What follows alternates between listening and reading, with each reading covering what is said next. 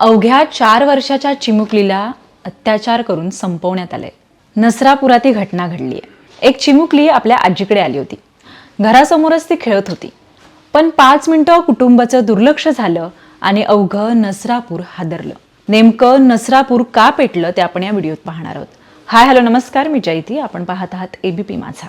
एक चिमुकली आपल्या आजीकडे नसरापुरात आली होती।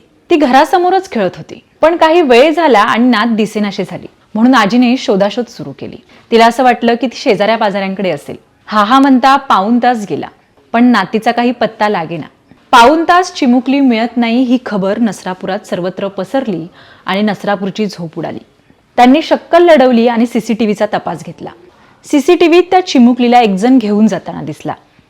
तेव्हा त्याचा शोध घेण्यात आला। त्याला एका ठिकाणी पकडण्यात आलं आणि बेदम मारण्यात आलं। तेव्हा त्याने सांगितलं की त्या चिमुकलीला त्याने गोठ्यात गाडले। गोठ्यात बघितलं तेव्हा शेणाच्या ढिगाऱ्याखाली त्या चिमुकलीचा मृतदेह आढळला।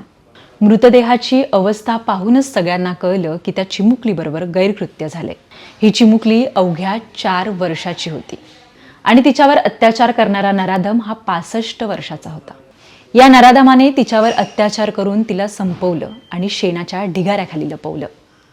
ही चिमुकली खेळत असताना त्याने असं सांगितलं की चल तुला वासरू दाखवतो। आपल्याला वासरू बघायला मिळेल म्हणून ती चिमुकली त्या नराधमासोबत गेली आणि त्याने तिच्याबरोबर गैरकृत्य केलं। फक्त गैरकृत्य करूनच तो थांबला नाही, तर तिला जीवे संपवलंही। अवघ्या 4 वर्षाच्या चिमुकलीच्या मृतदेहाची अवस्था पाहून नसरापूर हादरलं आणि हा म्हणता ते पेटलंही। नसरापूर एकवटलं, महामार्ग रोखला तेव्हा त्याची बातमी सर्वत्र पसरली। काही नेत्यांनीही त्यांची समजूत काढण्याचा प्रयत्न केला, पण तुम्ही त्या नराधमाला फाशी द्या, त्याशिवाय आम्ही आमच्या चिमुकलीवरती अंत्यसंस्कार करणार नाही, अशी त्यांनी शपथ घेतली होती।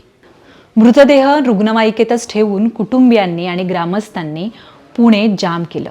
नवले ब्रिजवर जवळपास 4 तास ट्रॅफिक होतं।